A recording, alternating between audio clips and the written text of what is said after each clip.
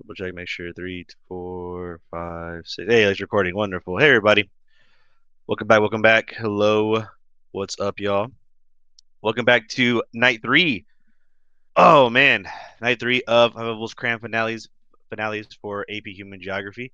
Um, Hopefully you guys have been here for our previous 2 nights, but if you haven't, my name is Hector. I am the teacher host for these Cram finales for AP Human Geo.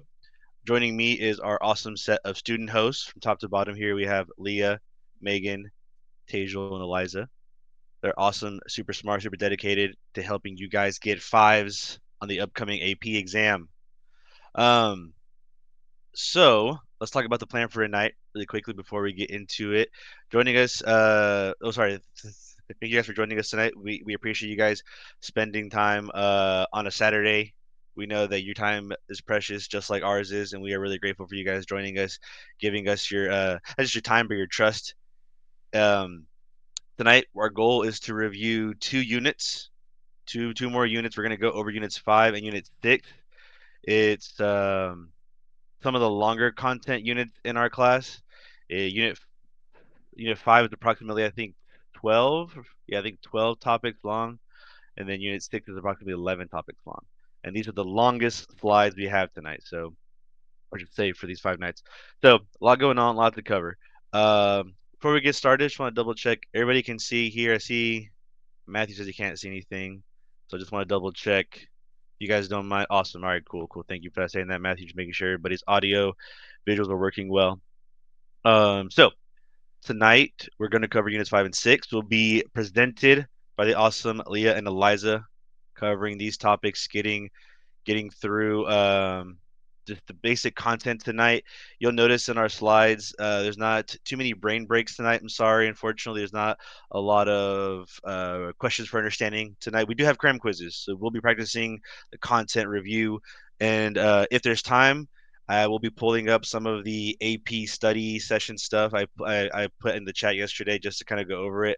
But if not, we'll definitely be hammering home testing stuff tomorrow and on a Monday night as well. So don't be nervous if you feel like we haven't done enough testing stuff. I promise we will. We will. We will. It's just AP Human Geography is so content dense. We want to get this stuff out of the way. Yeah. So in any case, just a casual reminder, here's our little agenda. We'll be knocking out some content, some quiz, quick break, content and quiz, back to back to back. Yeah. General reminders again, you guys have been really, really awesome these last 2 nights. We really appreciate you guys being so supportive and patient and kind with one another and with us. Just want to keep reminding you guys to please keep that energy up. Please keep being supportive and patient and kind, but also please keep being energetic. You guys have been awesome in the chat.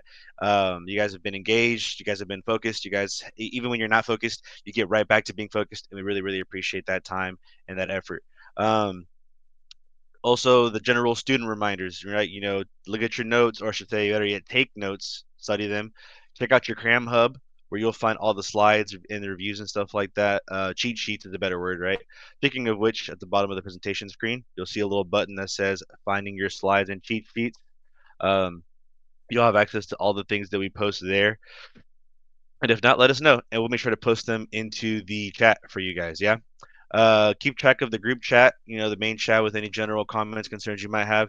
And then also, I appreciate you guys right there. For example, Rachel, I'm not sure you did it on purpose or someone did it for you, but keep track of the Q&A chat. If you guys use the Q&A chat, we're more likely to respond to your questions with a comment and things like that. So it'll be a little bit easier for us to directly respond to you, right?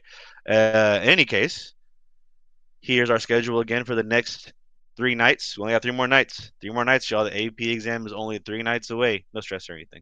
But tonight we're covering units 5 and 6. Tomorrow we'll do unit 7, and because of our technical hiccup the previous on night 1, we'll be going over the rest of unit 2. Okay. And then our units on May 6th, Monday night, we're going to do a quick little cram session of everything we need to cover. I'm actually going to ask you guys what is the major content you want to do a flash review of, a quick review of. And then we're also going to do some major exam practice, talk about what to expect on the FRQs, the multiple choice, what are my particular pieces of advice as a teacher to my students, etc., like that. So yeah, without any further ado, without keeping you guys up, or sorry, not up, but without keeping you guys waiting any longer, I'm gonna hand it over to Lee and Eliza. They're going to go over units 5 and 6 tonight. Like I said before, because of just how much content is in these two units, we unfortunately aren't going to have a lot of room for like our normal brain breaks or our trick for understandings. We're just going to have to really hammer home the content quickly, and then we'll do the cram quizzes. So we will be reviewing the content. We just unfortunately can't promise any particular brain breaks in between the content. All right, we appreciate y'all. In any case, let's get the show on the road. Appreciate you guys. Leah, Eliza, all you. All right, hey everyone, my name is Leah Skinner. I'm a sophomore in high school in Texas. I took AP Human Geography last year, and I'm going to be honest, Unit 5 is my favorite unit. Like, I begged to be able to present this unit tonight. But let's go ahead and get started. Okay, topic 5.1. So we're going to start at the very, very beginning, 10,000 to 8,000 BCE.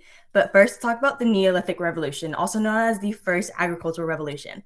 So prior to the advent of agriculture, which that just means before people were like kind of into agriculture, they were hunting and gathering. So that's kind of like the hunter-gatherer society. They're moving with the animals. They're going to go outside and hunt. They're going to gather berries and everything. And the Neolithic Revolution, also known as the first agricultural revolution, marked the transition from a hunter-gatherer society to a settled agricultural community. So instead of moving with the animals or moving with like the things that they're hunting, they're going to be settling down. They're going to start building communities like in this picture. Like you can see like there's houses in the background. There's also animals. And it's just going to like make people more interconnected. And just you're going to see that kind of, it really honestly changed the world. Like this whole unit, like everything, almost everything can tie back to agriculture and this revolution. And like it said, certain plants and animals are only farmed in certain climates. And we'll talk about that on our next slide. So physical geography and agricultural practices, of course, like you can't grow a watermelon in a desert. So physical regions of any type are going to have different climate, soil type, and topography, which is like the hills and the mountains. And those can have an impact on the types of crops that are grown in those different areas. And I wouldn't say like on your AP test, they're not going to like ask you like exactly like what kind of crops are going in tropical areas. But I would say that it's good to know at least like one example for every kind of area. So first, tropical climates near the equator, they're going to be moist and warm, and they're going to be growing bananas, coffee, kind of like stuff like that, like kind of Central America, Latin America type areas. Next, we have Mediterranean climates, and those are going to be dry and warm. I like to think of California for my example, just because I know like they're big on like grapevines and everything. And those are going to go grapes, olives, and etc. And then next we have continental climate, which have short summers and cold winters, and those are going to have wheat, corn, and I like to think of the Midwest in the United States. So farming practices, there are two major types of farming practices, and then every single in those two types, there are two different types, or not two different types. There's more types. So the first one is intensive farming. And these always confused me a lot when I took the class last year, just because they sound so similar and their definitions only have like one different word. But intensive farming, I'm going to read the definition off and then I'll go into a little bit more detail. But it's a type of agricultural production that involves the use of high levels of inputs such as chemicals, fertilizers, irrigation in order to maximize crop yields. So what that means is they're just going to be putting in a lot of money and a lot of labor just to get as much like crops as possible.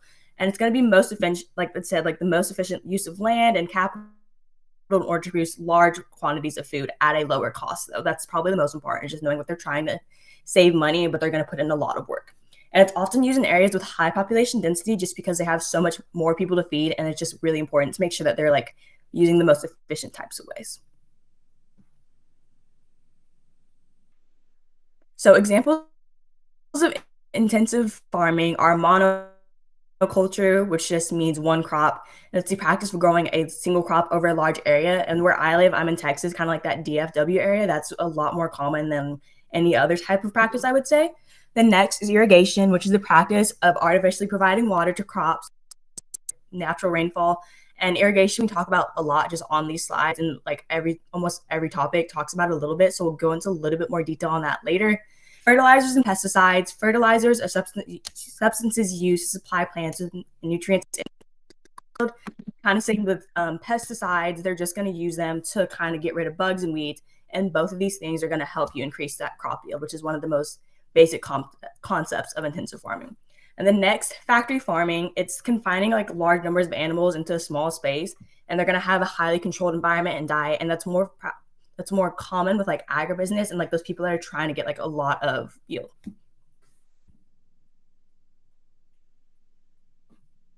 So intensive farming practices that you should know for your AP exam on Tuesday. So first is mixed crop and livestock systems. So they're going to grow both crop and livestock on the same piece of land, and that's just because it's more sustainable than just monocropping or any type of stuff like that. And like the cows and like the wheat, they're going to benefit from each other. Like any two animals or any two crops or a crop and an animal that you're going to grow on the same land, they're going to be able to benefit each other in the same way. And that's just going to help increase your yield again. That's also going to reduce the need for chemical fertilizers with them being on the same land. And then next is plantation agriculture, and this is a type of monoculture, so they're only growing one crop. And it involves the cultivation of a single crop, but it's usually not going to be used like in the country that's being grown in. It's usually going to be exported. And, like I like to think of slavery for this example, like growing like things like cotton, cocoa, bananas, and even like stuff like that. And then another important thing to note with plantation agriculture is that it's going to be only really the growers are going to profit from this, and not really the people that are doing like the hard labor. Then also are going to have negative impacts on the environment and local communities. So opposite of intensive is extensive. And I'm going to read the definition again and then go into a little bit more detail. So extensive farming is a type of agricultural production that involves the use of relatively low levels of inputs such as labor, capital, and chemical in order to produce crops or livestock. I want to like emphasis on the word low. Like intensive is high labor in order to get high yields. Extensive is low labor because you don't really need that much crops in this kind of area where it's being done. So they're going to have large land holdings, but they're going to have low levels of mechanization. So it's going to be more of that kind of like traditional type of farming. And they're going to have a reliance on natural resources to support crop growth rather than like pesticides and fertilizers. And then opposite of intensive, it's going to be used in areas with low population density just because they don't have as much people to feed and they don't need to maximize their yield as much. So examples of extensive farming. First is pastoralism. I've always struggled with saying that word. It's just like the letters together don't mix in my head. But basically what this is, it's just raising cattle. Like I have a lot of friends and a lot of like teachers at my school that have cattle, and it's just a really common thing we see in this area. And it's going to be in a nomadic or semi-nomadic way. And like remember that nomadic farming is like you're just moving with your animals rather than just kind of staying in one area, like confining them to that one area. Next is subsistence farming, and it's the type of agricultural that like it's kind of more used by small family farms, and it's only used to like create enough food for their family or like kind of the surrounding areas. So they're not going to really need to use like those intensive practices because they're not trying to maximize the crop yield, they're just trying to grow food to eat. Next is shifting cultivation, and it's where you're going to be clearing a small area of land, planting crops for a few years, and then moving on to the next plot of land when the soil fertility declines. And I will say that's kind of more common in those like I like to think of the Amazon rainforest because I know like they do clear their land out a lot just because that's what they need to do in order to like maximize their type of growing stuff, and just because like when you're on a plot of land for a really long time, like the soil nutrients does decrease. And then finally is extensive animal husbandry, and it's a type of animal production that involves raising large number of animals on large area lands. So opposite of factory farming, they're going to have a lot of space. They're not going to have a lot of restrictions on their life, and it's just more like they don't really need to have restrictions because they're not trying to maximize that profit. So topic 5.2, land use patterns. And what a land use pattern is just the way in which land is used in a given area, but these are very important to AP Human, and not only just this unit, but the entire course. And it's just because they're going to have significant impacts on the quality of life of people, communities, as well as the natural environment. So how you use the land, it's going to change how, honestly, the way you live. Like you can't change like land and not expect anything else to change. And also some important things to note are market demand, natural resources, transportation, government policies, and environmental factors. And those are all going to affect land use patterns. So settlement patterns, there's these three types, and then there's also like different kind of map types, and we'll go into both of those. So first, linear, a line, they're going to be run across a fixed landscape. It's like a road, a river, a canal, and buildings are in a straight line, linear. And they're usually going to be happen in clustered settlements, so a small to medium size. And then next, you have clustered settlements, And those are families living in close proximity to each other, and they're going to be agricultural based communities. So they're going to have farms, they're going to have farm buildings, they're going to have animals, all that kind of stuff. And then also the houses are going to have fields surrounding the communities. Kind of related to cluster, but it's kind of, they're both agricultural, but they're opposites. So next you have dispersed, and families live in their own individual farm, and they're isolated from other farmers. So they're separated, they spread out, they have a lot of land, and they're usually going to be more like away from the city type things. Like I have more clustered type of agricultural farms next to my house, but I see dispersed like 30 minutes away when I drive. So survey methods, this is something that always confused me, but like once I saw the pictures, I got it, and there are pictures on the next slide. So I'll read the definition and then I'll go to the picture slide and kind of explain each one a little bit more.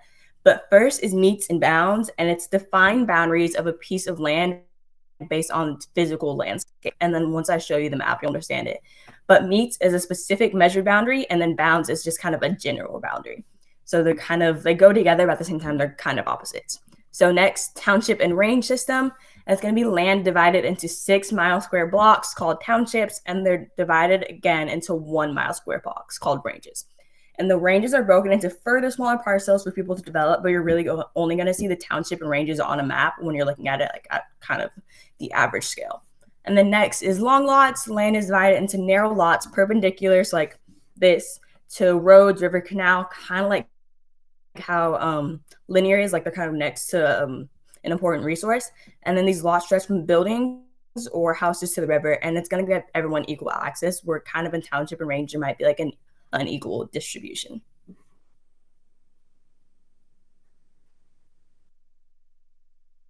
Okay, so these are the pictures of each one. I think I'm going to talk about long lots first, just because that's the perpendicular one, and like you can see it's perpendicular with like, this looks like the river's right there, and then this kind of like line through running through it almost looks like a road, and like you can see like they're across from each other and everyone has equal access to the road. Township and range, it's gonna be it's gonna be kind of more this grid type style, and that's like always what helped me recognize it, is like just seeing like the 1W, 2W, all that kind of stuff, helping like separate township and range from long lots. And then metes and bounds, I know it's kind of like an oldish map, but like you can see this river right here, and then you see like this plot of land. And yeah.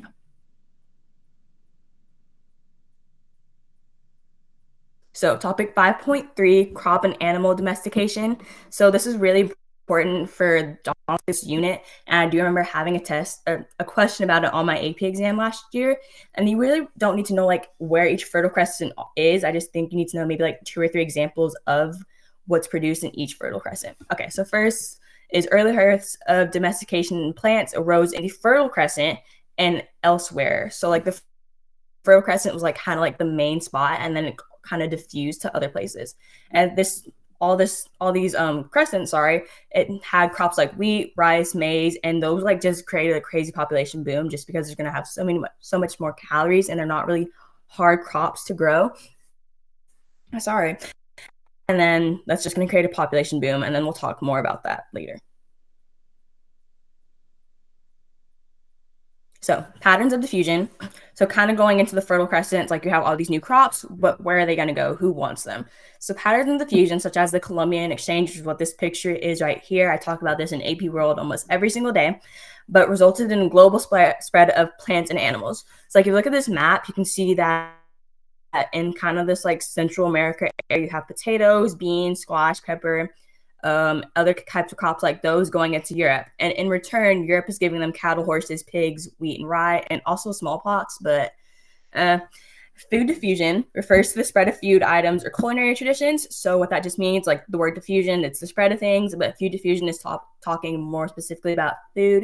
An example of that is flour tortillas into corn tortillas, but I honestly like corn a little bit more, but that's just me. Then also the introduction of tea to Britain from India.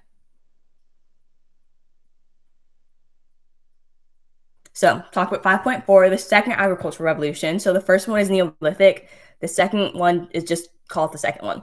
But it's a period of rapid agricultural development in Great Britain that took in the 16th century and the early 19th century. So this happened for honestly a really long time for agricultural revolution, whereas in Neolithic revolution, it was kind of more just kind of more of an immediate change, where this was like a longer period of change. and it's going to lead to significant changes in the way food is processed or consumed. So we're also going to have canning and refrigeration. That's going to lead to population boom, and I think that's more on like the next slide. But if it's not, I'll go into a little bit more detail. But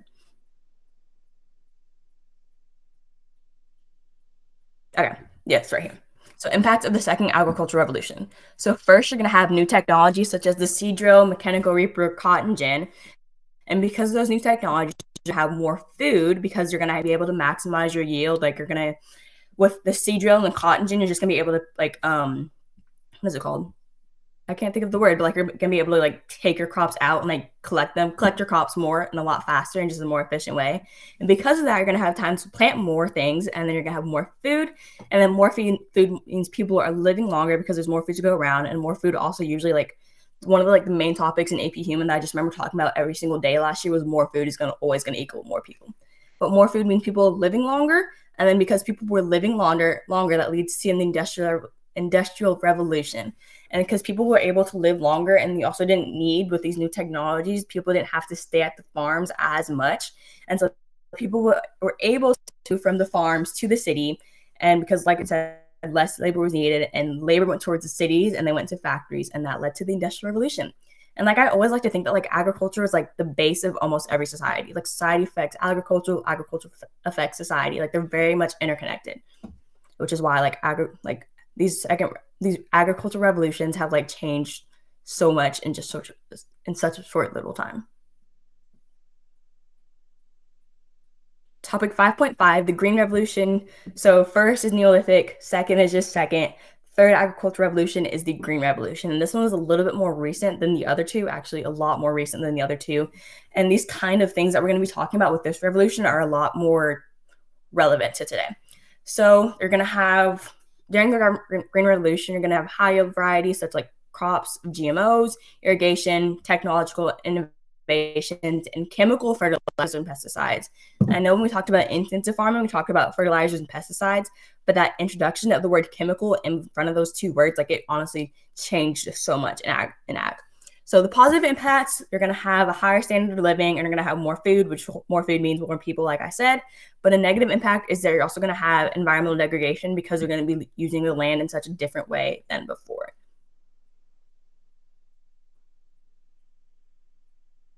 Okay, so the Green Revolution. So it led to a population increase of 1 to 2 million people. Like I said, more food, more people, always. And like you can see in this picture, it looks like it's going to be kind of in India or an area surrounding it. But like you can just tell like much more crowded the street is, just because like the GMOs and like the agricultural technology that was introduced in the Green Revolution just helped India like so much during this time, especially like the GMOs. Like I remember learning about like the rice. I can't remember like the grain of rice it was, but like the grain of rice that was grown in India, and like how it just saved so many people from famine and death and everything like that. And another important thing to note, we talked about this a little bit on our first Cram night in Unit 2, but it proved Malthusian's theory wrong. And almost everything like in this whole topic is going to prove Malthusian's theory wrong. And if you don't remember, Malthusian's theory was just like there's going to be more people than more food, and that's just going to lead to like total devastation. But he was wrong.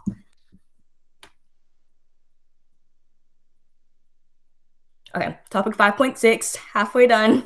But agricultural production regions. So they're just areas of the world that are characterized by high levels of agricultural activity. And in those kind of areas are going to be growing like a certain type of crops. Like the Midwest grows wheat. I know Texas, we do like beef and stuff. And they're going to have the right combination of climate, soil, water resources in order to like grow and support the crops and livestock that they're producing.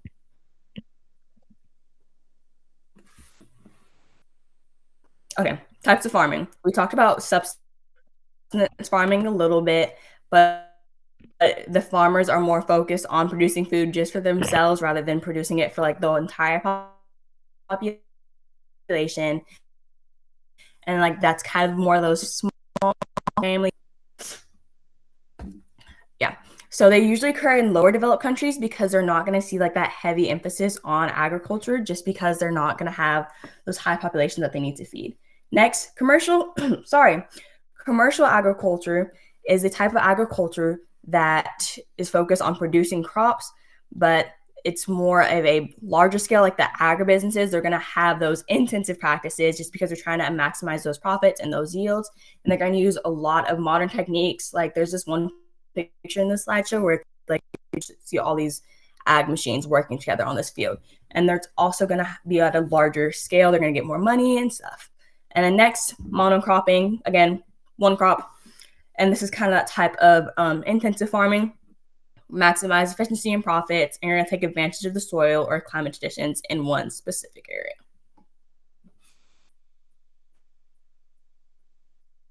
Bid rent theory, we're going to talk about this twice tonight in Unit 5 and in Unit 6. It looks a little bit different in each unit, but first let's talk about it in Unit 5. So the bid rent theory, it was always like one of my favorite things to talk about in AP Human, and it's just the model that explains the relationship between the value of land and its distance from the central business district of a city, which is also known as the CBD. And the central business district, at least one kind of like in an agricultural way, that's kind of where the market's going to be. It's kind of people are going to be selling their goods, and it's just kind of the hub of everything. So as distance to the CBD increases, land value decreases, and land closer to the CBD is going to be used more for offices, and then land far from the CBD is going to be used for agriculture. And we'll talk about the von Thünen model a little bit later tonight, just because that applies more to agriculture than the bid rent theory does, and it's a lot different in agriculture than it is in actual city models.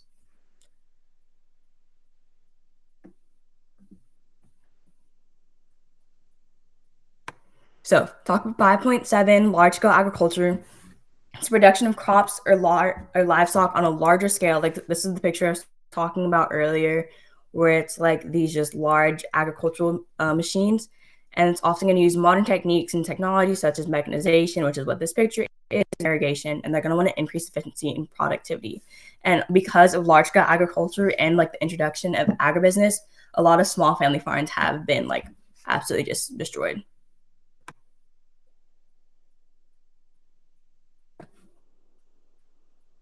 So complex commodity change, this was a little bit of a hard topic for me to understand, but like once I got it, like I was just flying through these questions. So I'm going to read off the slide. Refers to the interconnected networks of production, distribution, and consumption that are involved in bringing a product from its raw materials stage to its final consumer. And like that sounds like a lot because it is. But what I always like to think of it with what I eat, so like orange juice. So it's like, okay, so your oranges were picked here, and then from here, they went to this factory to be washed off, everything. And then they went from here to here to here. And just like that kind of chain of like how your food starts and how it's going to get to you in that grocery store. So like I said, raw materials to processing to final goods. And almost everything in agriculture is going to show globalization because you're going to like have that interconnectedness of the world. And like the more complex the commodity chain is, that just means that there's more kind of communication and interaction between different people.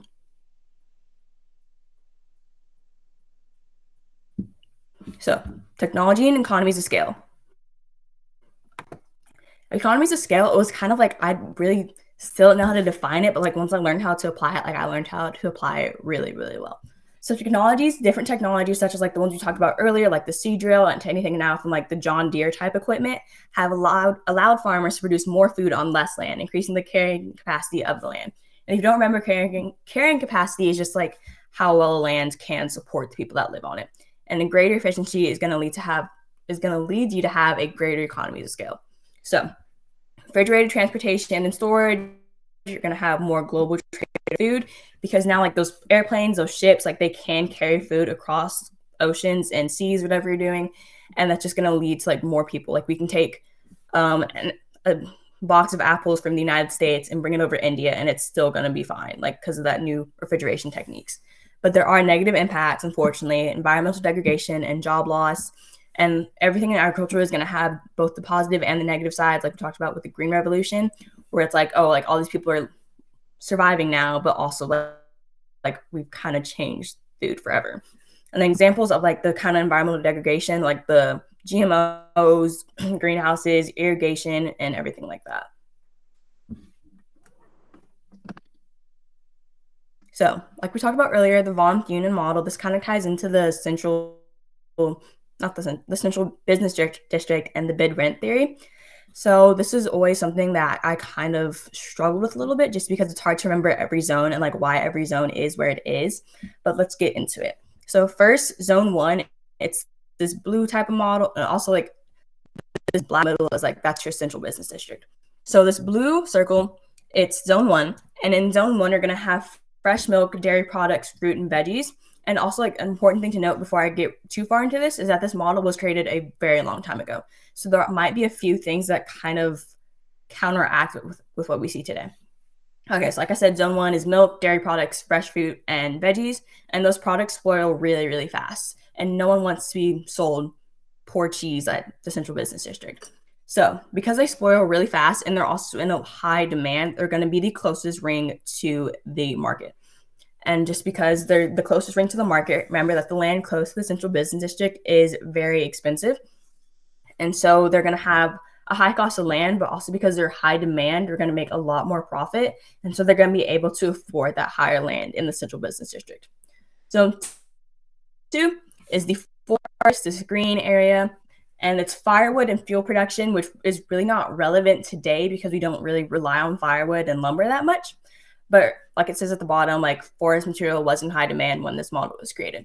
But firewood and fuel production is in this area because carrying heavy loads would be really hard if they're far away from the city. But also just because they're close to the city. So like if they're far away from the city, it would be cheap land, yes, but like the transportation costs would just negate that. So it'd be better to be close to the city and have to transport less than to be far away from the city and have to transport more. So next is zone 3, increasingly extensive field crops, and that's like kind of the wheat and stuff.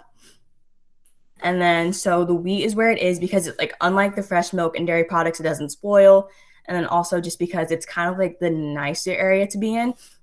And just because zone 4 is going to be for ranching and animal products, because those animals, like that's the furthest away. You're not going to have a lot of people taking up a lot of land there.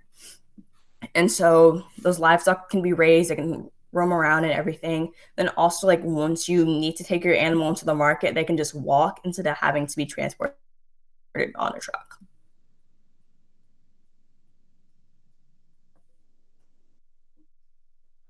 Okay.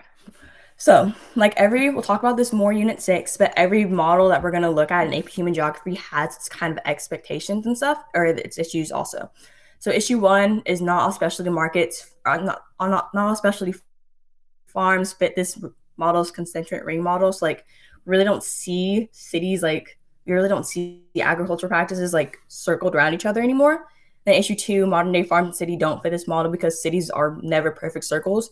And also technology has made everything easier. So like we talk about dairy, like there's no need for them to be that close to the market anymore because they do like have those refrigeration techniques that they need to like transport the materials from far away.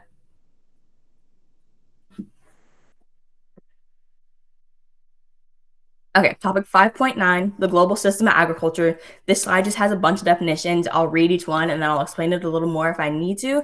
But first is an export commodity, and then a commodity is just a good, but it's a commodity that is produced in one country and sold to another country, like wheat, cotton, oil. So like, let me think, Latin America sells bananas to the rest of the world and stuff like that. Next is a luxury crop, and it's a crop that we really don't need. Like there's no like necessity to have it, but it is a high value crop, and it's not like for basic human. Like we would be fine without chocolate, but at the same time, like we wouldn't. But it's not important for our survival. Third is neo-colonialism. It's the economic and political control of a developing country by a more powerful external country, often through indirect means of corporate investment and trade agreements. What that means, it's like you're going to see this more with a higher developed country and a lower developed country. So a higher developed country is going to be forcing the lower developed country to trade with it just so that the higher developed country can have what it needs from the other one. Next is fair trade agreement, and it's a trade agreement that promotes fair treatment of workers and the sustainable production of goods. And we'll talk more about that on some of our next topics and like how that's just the kind of organizations in agriculture that argue for that. Next is subsidy, and it's a financial support provided by a government to a business or individual, typically to promote a specific economic or social objective. So like let's say the government notices that like family farms aren't doing well and like it's really affecting society negatively. So the government would give financial support to family farms just to like keep that objective going. Finally is infrastructure, and it's the basic physical or organization structures and facilities such as buildings, roads, power supplies. needed for the operation of society or enterprise. So like not railroads, highways and everything like that, they count as infrastructure.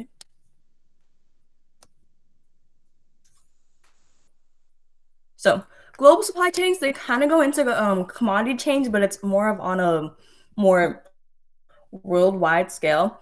So it just refers to the network of organizations, people, activities, information, and resources involved in the production, handling, and distribution of goods and services from raw materials to end consumers.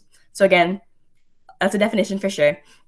But kind of like with commodity change, like where does your orange juice come from? That's always the thing that my teacher used, and I still like using it today. But like, okay, your oranges came from Latin America, your sugar came from, I don't know, Louisiana, and all that stuff, like all the ingredients that go into your orange juice, and then it shows like how each one was shipped, how each one was processed, and it just shows them all coming together in the grocery store. And again, part of globalization, and because of more communication and technological advancements, such as like refrigeration on ships and planes, like we have seen an increase in global supply chains.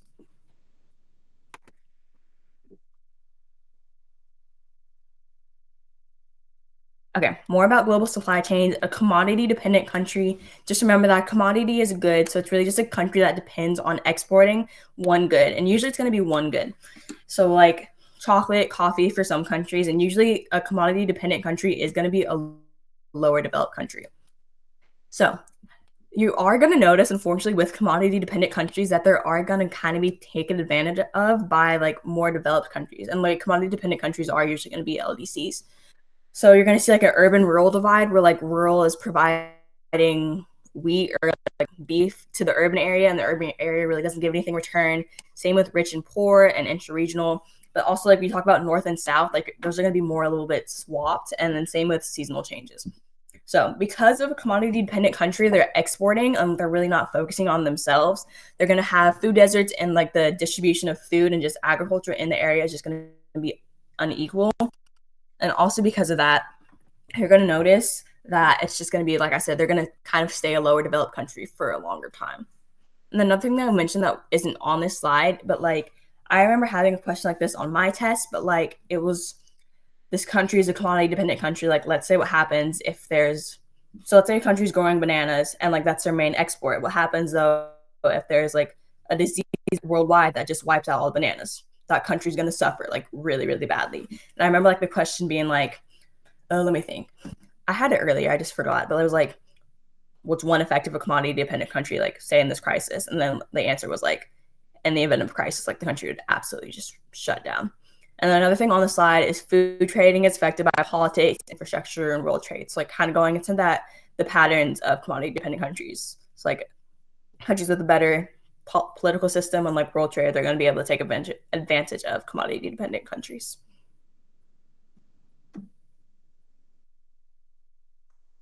Okay, 5.10, environmental effects of agriculture. This is something that I said we come back to, and there is like one of the most important things in this.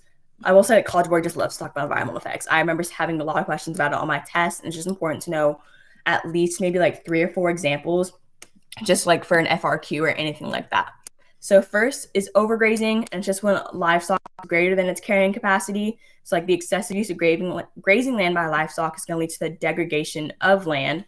So what that means is like the livestock has just been on the land too long. Like say there's like a field of grass and cows have been on. Like once those cows have been on that field for too long, like the grass is going to be dead. The soil is not going to be usable or any of that stuff. Next is desertification.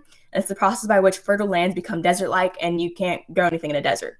So causes of desertification are climate change, because like with the increased rise in temperature, like you're going to see a lot more common areas becoming deserts. And then deforestation, because they're cutting down the trees and you're losing those nutrients, the soil is not going to be able to really keep up with anything anymore. And then also poor land management, like you took advantage of your soil too much and now you can't use it. Next is overfishing, which is the removal of a species of fish from a body of water at a rate that the species cannot replenish.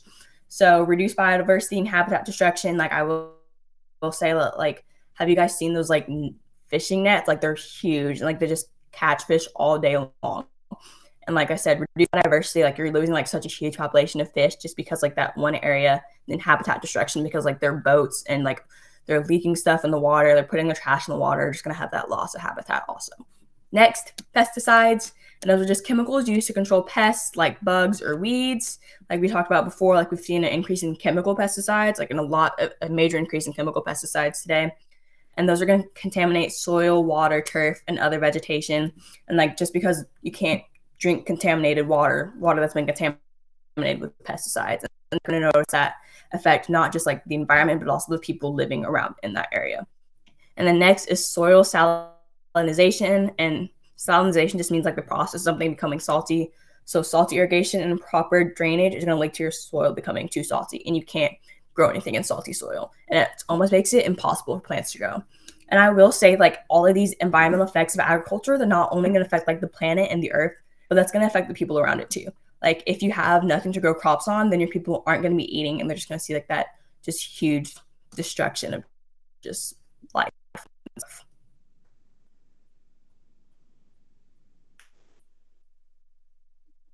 So changing the physical landscapes, I will say that like not everything on this slide is bad. I know like the topic does kind of sound extreme, but we'll get into each one individually.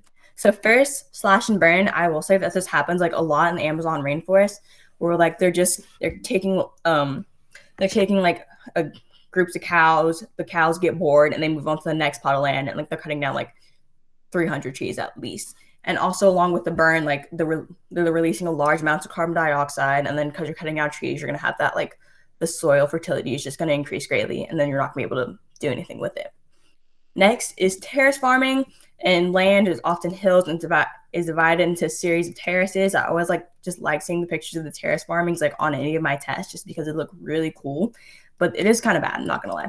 And that just allows farmers to grow crops on land too steep or rocky to cultivate, just because it's like kind of going into that environmental possibilism where like people are just changing the environment to fit how they need. Next is irrigation. It's a process of supplying water crops to help them grow. And because humans and crops need water, you're going to notice like someone's not going to get enough. And that's going to lead to water shortages, and also soil salinization, like we talked about on the last slide, because like the water that they're using for irrigation is so much different than the water that comes from the sky. And that's just like, it's a different makeup, and that's going to lead to the change in the way that the soil starts looking. Next is draining wetlands. I don't know what else to say about this. It's just draining a wetlands, like those kind of swampy areas in like Florida, Louisiana, those types of things. And it's done to just increase farmland. So sometimes they're not getting sometimes they're not going to have enough farmland to like support their population. So they're going to have to like just take out all the water and all these species though in those wetlands, and that's just going to decrease the biodiversity in the area. Finally is pastoral nomadism, and it's just moving herds to different areas just because like you move with your cattle, you move like with whatever your what is it called? I can't remember. But yeah, you just move with your animals, and just because they're looking for an area to be or just watered. And then like with all these other ones, pastoral nomadism, it's not going to have a huge impact on the environment, but it can result to overgrazing. That's just going to mean that no one else can use the land after that. Again, like with the last slide though, like all of these things are going to lead to the change in the way that food is grown, and that's just going to lead to a change in your population. It's just really important knowing how agriculture and like the population and society is connected in this unit and the whole course. Okay, topic 5.11 is agricultural innovations. So biotechnology, well, actually there's three main ones that you need to know for this course, but we'll go one by one. Biotechnology is the use of living organisms or their products to develop or make products or technologies such as genetic engineering. Like that's the major controversy right now, I know today, just because it's like, how far can we go? And like, I will say that like where I'm at, they're trying to like bring back woolly mammoths. And I'm like, I think that's honestly like the worst animal you could have chosen, but that's just me because I don't want a woolly mammoth outside my house. But anyways, GMOs are living organisms that have had their DNA modified using techniques. GMO stands for genetically modified organisms. So just changing that DNA. And GMOs are a huge controversy today just because there's like are we allowed to use GMOs? Should we use GMOs? But like we said at the beginning, GMOs did like lead to a population increase of like 1 to 2. Was that something that we should have done? And then also like another thing that I like to think about with GMOs, it's like you're not really going in and just changing one thing.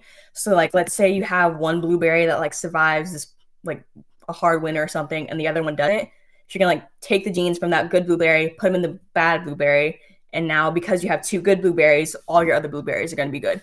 And like with also GMOs, like it's just changed almost everything that's grown because only the good things are gonna be like keep reproducing and stuff, and you're just gonna notice that everything is affected in a way. Okay. So again, with GMOs, you're going to have high yields and tolerance. Like that's one of the most important like things that they wanted to achieve with GMOs is like just making sure that crops can survive harsh conditions. Like we said, like with that rice grain in India, but also there's that possible health risk and environmental risk that I really don't think GMOs have been around long enough for us to see like a major kind of health risk arise. Next is aquaculture. There's a fly on my desk. Aquaculture is the farming of aquatic organisms, and like we said, it's going to lead to overfishing and population, and it's also really expensive. But I can't speak too much on this one because I'm allergic to seafood, so I don't really know that much about aquaculture. But yeah.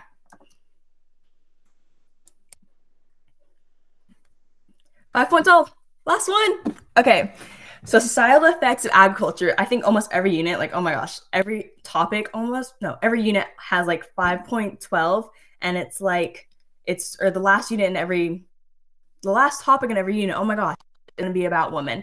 And I think this unit alone, like just the way that women in agriculture like tie into each other, like it's such an interesting topic and like I love it so much. Like I have a lot of friends that are women in agriculture and it's just like my favorite thing to talk about ever. But okay, let's get into it. So, society affects the role of agriculture, including diets, gender roles, and economic purposes. Like I said, sorry, my throat's really dry. Society affects agriculture, agriculture affects society. It's a very kind of interconnected world. I also love ag, Caesar. It's like I go to an ag school. Like I can talk about agriculture all day long. But anyways, role of women in agriculture, they're usually going to from you're gonna see a shift in like what kind of depending on where kind of where you're looking at. So like in a lower developed country, women are going to be food gathering, and kind of a country that's going up on that scale, you're going to see women farming, and then finally like kind of in these like the United States now, like you're managing an agribusiness. And I don't know if we talked about agribusiness in this presentation, but in agribusiness, it's kind of like that commercial type farming. It's just like I have to think of Tyson chickens and everything. And also I'm a vegetarian, but so I can't really speak much for like agribusiness because I'm not really involved in it. But agribusiness is just like businesses in agriculture that are really trying to just maximize profit, get as much money as possible. And I will say like a lot of the environmental effects that we talked about have like they relate more to agribusiness than like small local farmings. Okay, so back to women in agriculture. So different types of foods are being consumed and foods being prepared in a new way. And again, society affects agriculture, agriculture affects society. So yeah. So gender roles in agriculture. So depending on where women live, their roles in agriculture can depend. So if they're going to be in food production, distribution, and consumption, which I honestly want to know what it looks like being a woman in consumption and agriculture, but that's just me. So there are a lot of factors that determine whether a woman, like what a woman's role in agriculture is going to look like. So first is economic factors. Like I said, like those lower developed countries are going to have women more in like farming stuff and kind of like that the like gathering and production side of things.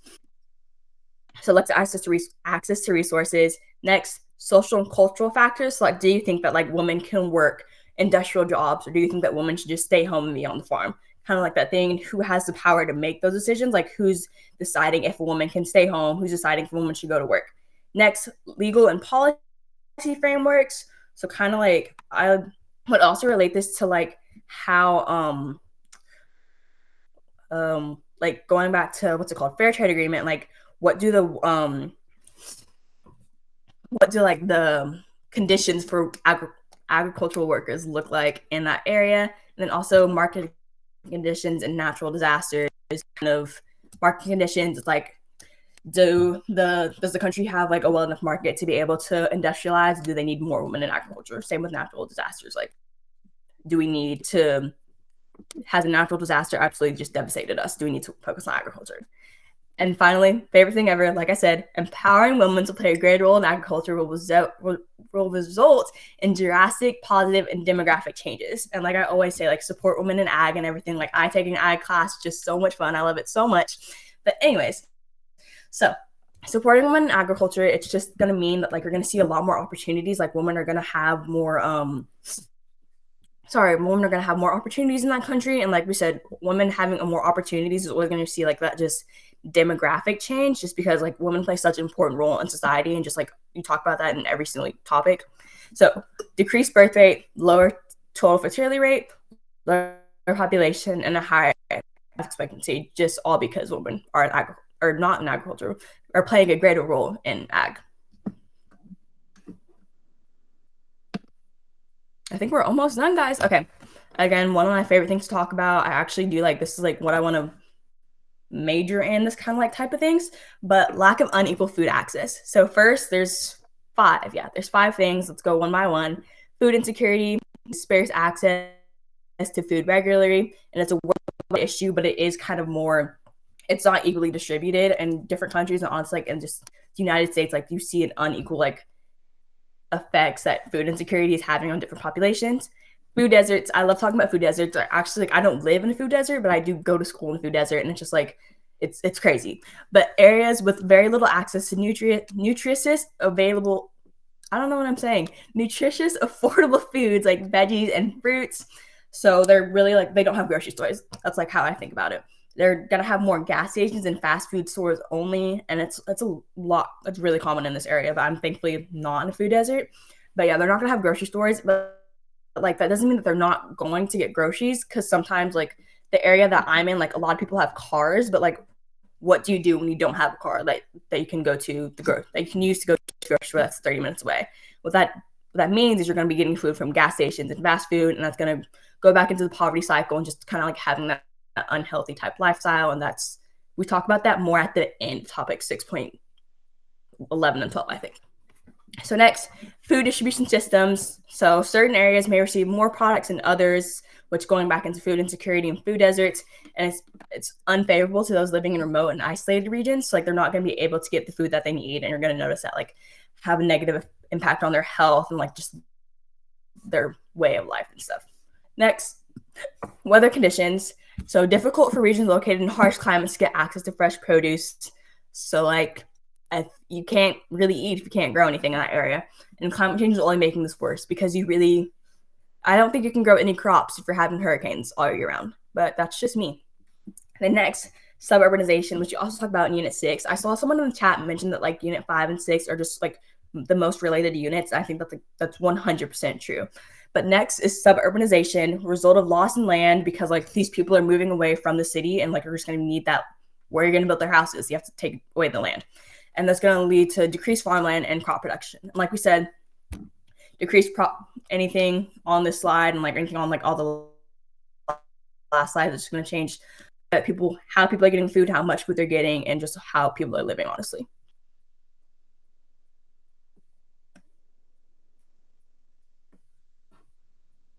Okay. I think this is our last slide. But food production, actually, no, I'm lying. Food production and consumption movements. So like I said, I talked about this a little bit more. Do you have something to say, Hector? Okay, I was confused. Okay, first is community-supported agriculture. I kind of grew up like in this area where it's very community-supported emphasis. So it's a network or association with individuals who have agreed to support one or more local farms. Like that, I saw this a lot during like COVID-19, like support your local farms and stuff like that. Just because, like we said, with the introduction of agribusiness, like local farms have really been struggling, and both growers and consumers are impacted both positively, mainly. And then organic farming. So no GMOs, no chemicals, no pesticides, no nothing. We've seen an increase of this a lot, especially with like the third agriculture, the Green Revolution going on, just because like there's that kind of question, like they question the standards of like the food, and it's less costly. But the one thing about organic farming is there's no like way to define organic, and it's like there's no like FDA regulated rules for organic. So like you can really say anything is organic. Next is value added specialty crops, and they have something special in them that makes them higher values. Like going back into organic farming, like organic foods are going to be so much more expensive than just like the value brand type foods, and I really don't know why. But because, like I said, it's less costly to do organic farming, so why more? But anyways, and organic jams, and like usually like the organic labels are a lot more fancy just for no reason too. But next, fair trade, like we talked about at the beginning, it's they're agreeing to like have fair worker wages. They're going to have unions. They're just getting a fair kind of working experience for all those farmers and stuff. Next, local farmers market. I'm actually going to farmers market tomorrow. I'm so excited. I actually almost go to one every weekend, but they're just nice to go to. Like there's a sense of community and it's just fun. And you just get to meet a lot of people, and it's just again going back into supporting local farms. And then diet shifts. Like I said, I'm a vegetarian, and I'm also allergic to a lot of things, but that's not the point. So changing of diets on a large number of people to the point in influencing agricultural companies like that vegan, vegetarian type lifestyles where like you're going to notice like less people are buying meat and stuff, and that's just going to change the agribusiness.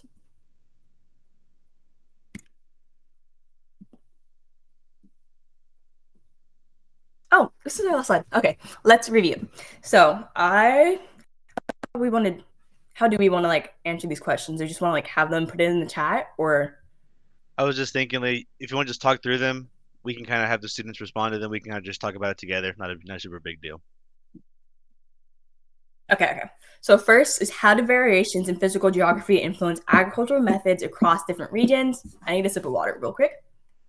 Okay, go for So I'll it. let y'all think. But anyways, what did you say? I was just saying, go for it, because I think it's a good question to kind of start out with, right? Part of this unit, y'all, is remembering that Unit 5 is Yeah. about farming, farming, farming, food, food, food, food, food. And it's important, if we don't think about it every day, it's important to think about it for geography, right? Where does your food come from? How Yeah. does the environment affect it?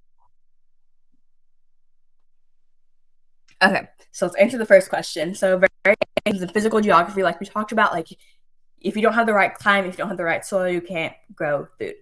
And that's crazy. Actually not really that crazy, but still like that's going to have a crazy impact on everyone in the area and just honestly like everyone. So next, how have technological advancements since the second agricultural revolution and green revolution altered human environment interactions? So like we talked about GMOs, chemical fertilizers, chemical pesticides, and stuff like that. Just that kind of change in environment, like we talked about with pesticides. I do want to say like the one thing that wasn't mentioned on the slides for like the environmental degradation or something, like another thing that ties into overgrazing is like if you have a lot of animals on one land, like they're eating a lot of food, like they have to get rid of that food somehow, and that waste is going to end up in a lot of people's water sources. Like it's a lot more common than you think it is. And going back into that, like you can't, it's going to go back into that water shortage, and just like I said, agricultural affects everyone. So second agricultural and green revolution, GMOs, chemical pesticides, stuff like that, you're going to notice because of the increased crop yields, because of that stuff, we're going to have a lot heavier impact on the environment. We're going to be growing more crops and other things. And also, like, feel free, like, if there's something I missed, just put it in the chat. Like, y'all are probably right. But third, how do the consequences and challenges of modern agriculture affect us today, and what are some specific solutions to address this? So I've talked about, again, honestly, almost everything in this unit can go back to GMOs. Like, it's the one thing I will go back to every single time. GMOs. So GMOs have changed. I talked about just how food is grown, and the modern challenge of that is that like people are questioning like I don't know which word to use. Like I've been struggling all night with this word, but just like is ethnicalness a word? I don't know. Like the morality of Yeah, using GMOs morality and like or the yeah, ethics behind it and stuff. yeah. Yeah. Like it's should we do this? Not we can, but it's more of a should we question. And That's like finally, the what is line the of impact of Jurassic global Park. trade policies on local agricultural economies? That's probably a pretty important conversation to have Impact of global too. trade policies on local agricultural economies. Yeah. Talked about like not complex, commodity dependent countries. So like trade policies, they're like, oh, okay. I learned about this in AP World, but I'm like blanking on it so bad, like what it's called. Like, but anyways, Isn't yeah. so like they're kind of that economic imperialism. That's what it is. I was gonna They're say like yeah, just the forcing these countries to connection. trade with them, Mhm. and then yeah, and those local agriculture economies, like we said, like they're not really growing their own food. So that's gonna like you're gonna notice like okay, they're exporting all their food, but what are they gonna eat? And yeah, y'all were some troopers through this. Now we're gonna do our cram quiz. It's under 20 questions. I think it's about 15 or 17 questions. Thank you guys so much for listening. I honestly had such a great time. But yeah. Yeah, thank you, Leah. Big shout out to Leah. Snaps, pauses. Well done, well done for getting again what's one of the longer units in this class done in an hour, keeping us on pace, covering everything that we had to cover quickly and efficiently and expertly. Thank you so much, Leah. So I'm gonna go ahead, you guys, and at the bottom of our presentation screen, you should see a little button that says Unit 5 Cram Quiz pop up. And I'm gonna go ahead and share the screen so we could all follow along, and hopefully the music plays and we can kind of jam a little bit. Me, Leah, and Eliza are gonna be here, kind of running y'all through the cram quiz. You guys feel free to share out anything, Leah and Eliza, in the voice chat. Just talk us through it if y'all feel like I'm not doing anything, doing enough or miss something. Just a general talk about. I saw you guys have some pretty interesting questions in the chat regarding some of the testing stuff. I want to reiterate, please do not freak out about the test. I promise to go over some testing stuff, if not tomorrow, definitely on our last cram night. Get it done earlier in the evening for those of us that want to get a little bit more sleep than the rest of us. But just some general heads up, the AP exam, I saw you guys ask, is it weighted more multiple choice or more the FRQ? It's unfair to say. In fact, if you look at a lot of the score calculators, it's about 50%, 50%. I will say that because of like the breakdown points wise, there are 60 multiple choice questions, and then there's going to be 21 FRQ questions, right? 3 FRQ, 7 parts of P. So yeah. Audrey, yeah, go ahead and share your playlist. Thanks for waiting so much. Parker, if you want to reshare your playlist too, go ahead. I'm gonna cop those playlists later and see if they're any good. I see there are 105 of us here tonight watching presentation. About 75 of us have joined the cram quiz. I'll wait a little bit longer just to make sure everybody can join. Some of the things I saw in the chat regarding the AP exam, things like can we bring plugs in? Can we do things like listen to music? Probably not. Straight up no. I'm just gonna tell you right now, it's very, very, very, very, very unlikely your school's testing coordinator is gonna be cool with that. It's very doubtful. Yeah. All right, 83 of us, 100 of us. All right, let's go ahead and get started because I want to get through as much as we can. We still have to do Unit 6, and Unit 6 is about 100 slides, right? Leah was a trooper and got 40 slides done in an hour. Eliza has to be just as strong of a trooper and get 100 slides done in as close to the time as she can. So got a lot to cover. I'm So not to the cram quiz. cooked. I'm not cooked. No one's cooked. No one's cooked. You got it. You got it. All right, so let's start the quiz on 3, 2, 1. All right. Oh, dang, no music. Hopefully it starts later then. Bummer. All right. So what is the primary reason for the increasing use of genetically modified organisms, sometimes abbreviated as GMOs, in modern agriculture? So remember, we've only got about a minute for these questions. Focus on quickly looking for the correct vocab, quickly looking for the best response, because sometimes you might see specifics, you might see vague responses, and you might see questions or responses that throw you off a little bit. In any case, primary reason for the increasing in GMOs.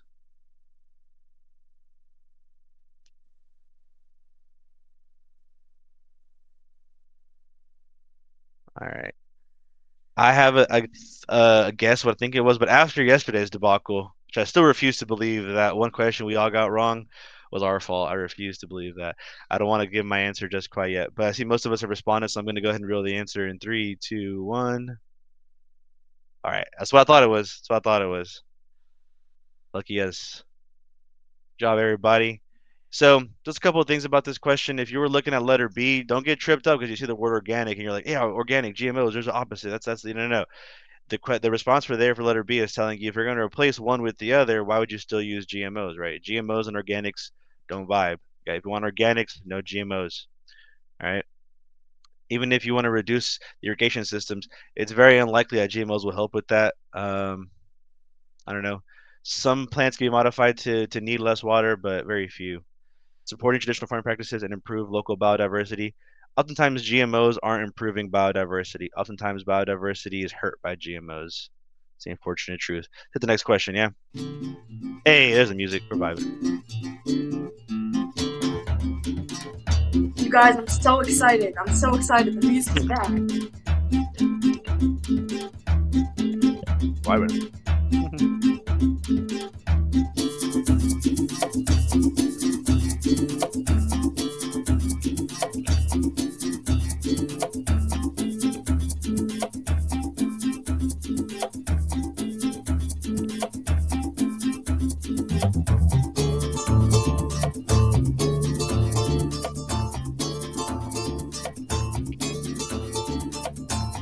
All right, the key driver from the transition from the second agricultural revolution to the third. For the record, maybe this has been this is our bad for not mentioning in the slides, but the third revolution is the green revolution. Green revolution, third revolution, those are the same thing, synonymous. Third one is green revolution. So, what helped the transition from the second revolution to that use of GMOs, pesticides, et cetera, right? Fancy, even fancier technologies, things of that nature. Again, I think I have a response, but hopefully I'm not wrong. Okay, we're going 3, 2, 1. All right. Okay. So that's a tough one. Things like A is probably the second best choice here because the idea of irrigation systems can be pretty high level technology, right? If it's like straight up high level technology, that might be. But I guess the idea behind C being the correct choice here is that mechanization tends to mean quote unquote fancier technology. So if you picked A, that was second best choice. I don't think you're necessarily super duper wrong for picking that choice. Well done. If you picked B, guys, the idea of rotating your crops has been around for generations. That is not a new thing. That's been around since the time of the colonizers, the settlers from England setting foot on like what's like Pilgrim Rock, whatever that's not right. That sounds like a Disney Channel show. You get the idea. And then using manure as fertilizer, same thing. Been around for a very long time. All right. Next question. Which agriculture practice is primarily linked to the emergence of sedentary societies? That's an important word there, sedentary, for this question anyway. Sedentary. If you don't know what that word means, the only thing I'm going to give you is that sedentary is likely what most of us are doing right now. I know I'm doing it right now. If you're like me, the idea of sedentary is what you're doing right now.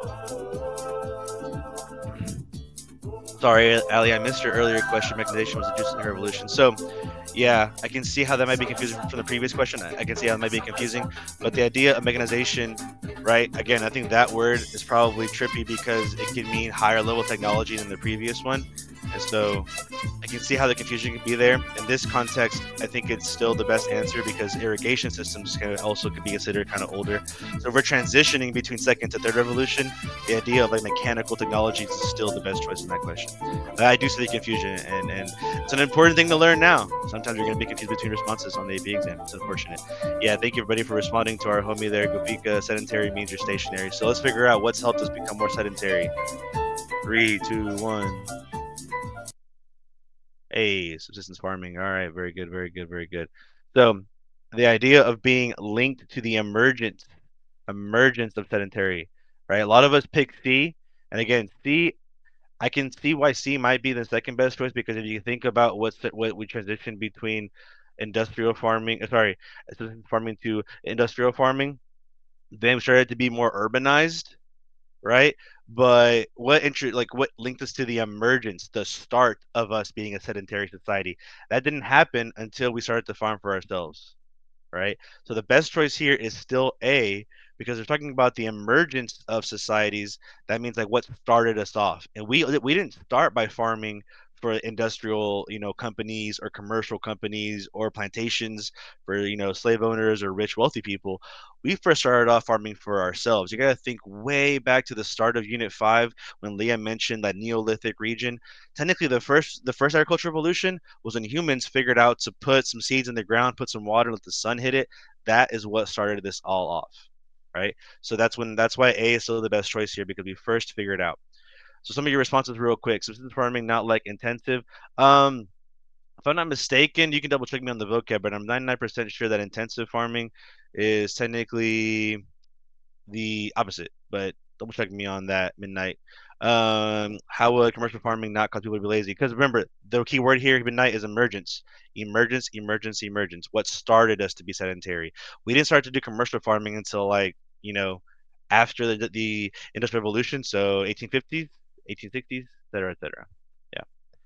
A sedentary society just means we were a stationary society. We stopped doing nomadic stuff. We stopped being hunter gatherers. Yeah, We stopped being hunter-gatherers. Let's go to the next question. Which survey method is most likely to yield the most accurate data about a large dispersed rural population? So this question is going to be a little bit of some Unit 2 mixed in, sorry, not Unit 2, pardon me, some of this Unit 5 mixed in with some data. So like a little bit of Unit 1, maybe a little bit of Unit 6, if you think about it.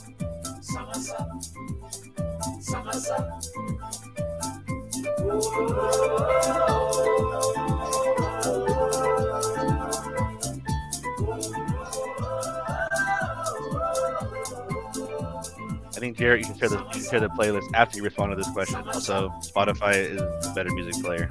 Amazon Music is not the go. I'm not sure what you're doing midnight. You get off Amazon Music, dog. Respectfully. All right, let's talk about this question. Which survey method most likely to yield the most accurate data about a large dispersed rural population? So dispersed, remember Leah showed us a slide. We had those pictures of dispersed, linear, and what was the other one? Random, perhaps? Or maybe it was like clustered, right? So dispersed, linear, and clustered. So dispersed means spread out, right? Spread out. So let's look at the responses. 3, 2, 1, reveal answer. Hey, look at y'all, smart people coming through. Very well done. Random sampling across the entire area. All right. If you're looking at dispersed rural populations, not everyone could be near a water source, not everyone is going to be near a road or path, and definitely doing it in a concentrated area isn't going to give you the best data because it's a dispersed population. Well done, guys. Well done. I'm going to go to the next question right away because you guys got that one more than 50%. All right, we're on question 5 out of 17. We're making some good time. We'll probably go, if we haven't finished by 7:30, we're going to stop this because I want to go through to Unit 6. All right, so we're going to talk a little bit about the primary objective of the settlement survey in human geography. Geography. That's a good question, Rachel. I don't know what the name of this song is. Feel free to reach out to high-level support, customer support, and be like, what music should I use? Primary objective of the settlement survey, human geography. So, Palak, settlement survey refers to our I forget which topic it was, but the topic that Leah went over where it has these settlement patterns, right? We had long lots, we had township and range, and we had meets and bounds. And although you don't see those vocab words here, you have to think about what is the primary objective in general of any settlement pattern, right? Like, what are we doing with that? What's the purpose of settlement patterns in general? Are we just trying to calculate density of population? Are we trying to map out resources? We're trying to identify locations or understand spatial distribution and patterns of settlement. This is a tough question because all of those could be the response, the proper response. I'm not gonna lie. I think I have a guess, but we'll see. Alright, I'm gonna wait till we get there. You go, 90. Alright, that's most of us. I'm gonna go ahead and get the response, the real answer in 3, 2, 1. Alright, yeah. Hey, look at that. D is the best choice here. The other ones are far too specific. There's nothing we can tell from merely having the idea of a settlement pattern, unless we know what kind of data we're gathering, unless we know the specifics of that settlement pattern. There's nothing we can get from the settlement pattern. So A, C, and B are far too specific. D is just the best choice here because it's the one that applies easiest to like the primary objective, right? That's a broad topic, but still. Keep it going. Which culture is most frequently associated with the development of terrace farming? Ooh. This is a unique one, and it requires you to know some history.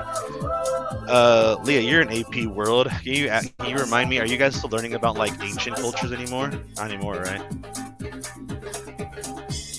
Where's the chat? I'm just curious. Wait, what did you have? I was asking, do you guys in world history still learn about ancient cultures? Yes. Like right now or like just in general? Oh, just an AP World in general. It's like very beginning of the year. Okay, good. Because I remember there used to be there was a hot debate in the College Board because the College Board was thinking about taking away some of the ancient culture stuff. But okay, it's good. I'm glad. Yeah. Okay, I see, Ali. Yeah, very good. Oh yeah. Yeah, sorry guys. Like, See, I'll play this one. It's Unit 0 now instead of like Unit 1. That just means that your teacher is doing it themselves, which is really good on your teacher. Props to them. Awesome. Yeah, my teacher did it to me last year, but it like was not tested. Right. That's the problem. Yeah. But I'm glad they're doing it because it comes in handy here. I think I have a response to this one. I'm gonna call it now. If I'm wrong again, that's embarrassing. But I'm gonna call it now. I think it's B. Didn't get embarrassed. Let's go. Anyways, all right. Let's talk about this one for a second. Talking about AP World. I'll tell you right now, and I'm sure Leah and Liza can back me up here. The Mongolian Empire did like zero farming. All they did was like conquer everybody. All they did was take over like swaths, acres, destruction. So respectfully, if you picked A, go back and double check some history lessons, double check some things, talk to your teachers. Okay, the Mongolian Empire is not responsible for anything agriculture. Yes, they were very famous for their horseback riding, for arrows. This is a very random topic, but if you guys ever have the chance to take a look at Central Asian culture, specifically, obviously Mongolia, but also countries like Uzbekistan and Kyrgyzstan, they have this like Olympic style game where like a lot of people ride horses and shoot arrows as a competition. It's pretty fire. Anyways, Incan Empire is the right choice. The Incan Empire, they were chilling on the mountain range along the western coast of South America, known as the Andes mountain range. Mountain ranges are perfect for terrace farming, all right? History, history, history. I told y'all, you got to learn the history at least a little bit. All right, next question. Which model primarily illustrates the diffusion of agriculture from Mesopotamia across Europe? Well, this is a Unit 6 question. I'm interested in this question. Oh, well, that's not fair because it's the only one that y'all learned about in Unit 5 is the only one that's like relevant to this question. But yeah, okay, that's funny. Yeah, Parker, just take AP World, dude. It's gonna be a huge unit in AP World. All of my former students are complaining about the Mongols. Anyways, yeah, the Mongol Empire is a big chunk of AP World. But for me, they were quite literally barely on any of the writing sections at all. Yeah, Which they're was like one so sad MCQ. because I spent like 3 hours studying like the week before just on the Mongols. I That's was funny. very upset. Yeah, all that prep for what and for what? That's funny. Nothing. All right, let's get to 90 responses. Y'all give me 3 more. Which model illustrates the diffusion of agriculture from Mesopotamia across Europe? Appreciate y'all. One more response. There we go. Real answer. 3, 2, 1. Yeah. So I don't want y'all to get tripped up. This question was I don't mean to diss anybody, but respectfully, this question was kind of a gimme, right? There was only one response that Leah covered in this unit. That was the von Thunen model. Now the other ones are actually Unit 6 models. And so if you were thinking of Unit 6 ahead of time, I can't blame you. It happens to the best of us. But the von Thunen model is one of the earliest, and I mean the earliest models. Because back in the day when people like, humans first started to hang out in big groups and form cities, it's glitching. Even with me talking. Check 1 2 1 2. Lagging.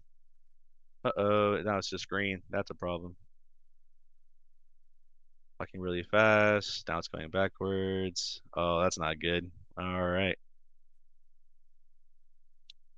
Hello. Check 1 2. Again, huh? Can't have a smooth night. Everything's fine on my end. Yeah, Which same. is so weird because it's the same exact thing that happened last time. All the hosts, it was fine. Oh, there goes white screen. White screen. Okay, yeah. Yep. Time to go. Wait. It's fixed now. All right. Hello? Check 1. Put me out here. I'm not lagging. That's fine. Yay! You're funny, Midnight. You're funny, bro. All right. Some of us say good. Some of us say laggy. I'll give y'all a few more seconds. Still don't see anything. Yeah, it's lagging for me. Still white screen.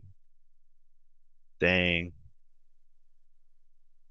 Good for a few of us.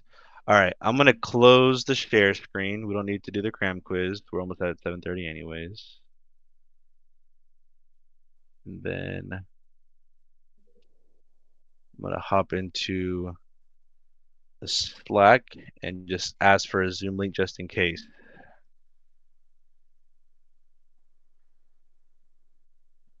You guys mind getting in chat, Leah, Liza, and Megan and Tejal?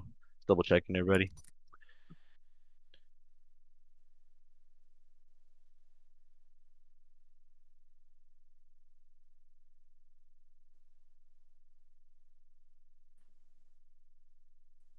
Can y'all see me? Cannot see you, Leah. I have to leave. I'll be All good. Do your thing. Okay. All right, guys. Who can hear and see me in the chat right now? Okay, a few of us. right. Yeah, Leah did disappear. She had to go off stream for a minute, so that does not mean it's messed up. Oh, it keeps repeating. That's fun.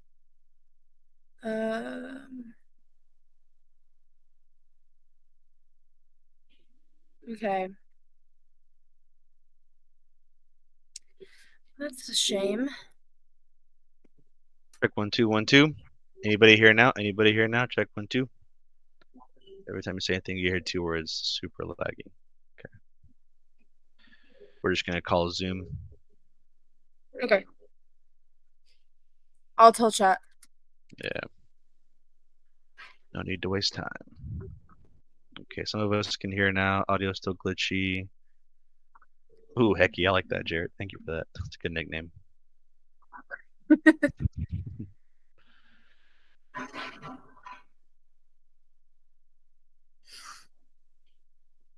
Yeah.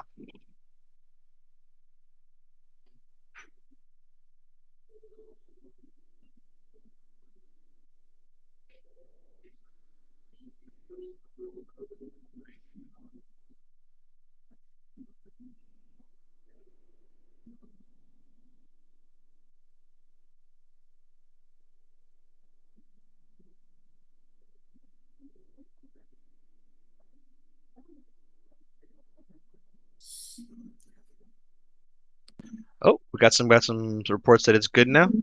Check 1 2 1 2. Oh. Twinning, let's Hello, go. everybody. It gets good and it gets bad. Never mind. Yeah. Yeah, Crowdcast apparently does not do well with a ton of streams at the same time. Okay. Nope, So not good. It's bad. It's not. Screen is glitchy. Yeah, sorry, Go Pika.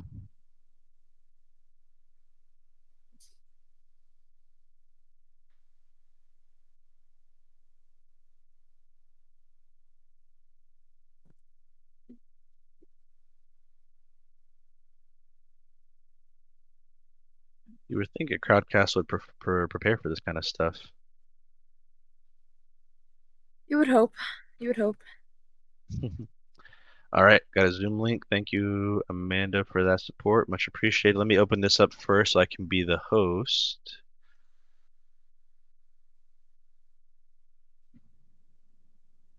Yeah, widespread. Join the meeting.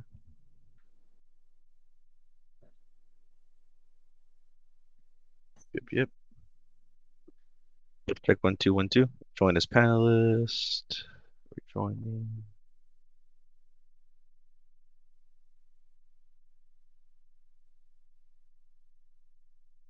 Hey, Amanda.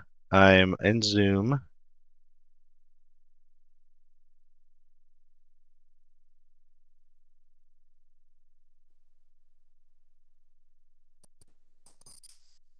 Hey, y'all. I'm gonna hop out of the camera and we will post a Zoom link shortly. To get it to you guys, I want to double check that I can get the Zoom link like ready to go, so we don't waste any time. But yeah, I appreciate y'all's patience. Got you, Melissa. Give us like 30 more seconds, and I'll pop the Zoom link in the chat.